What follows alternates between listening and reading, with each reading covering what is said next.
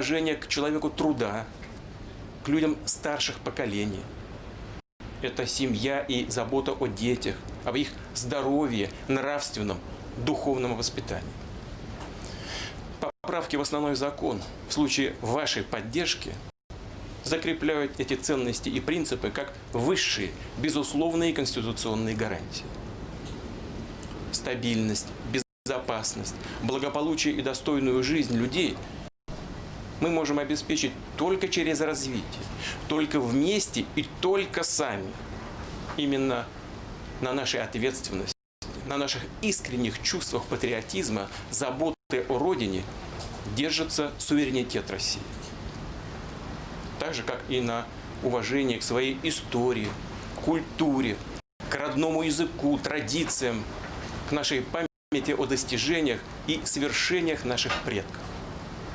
Вновь обозначу свою позицию. Она четкая, неизменная и абсолютно твердая.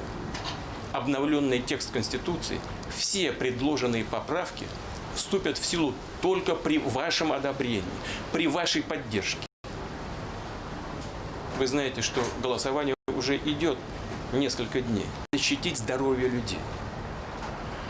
Хочу поблагодарить всех, кто уже сделал свой выбор. Завтра, 1 июля, основной день голосования.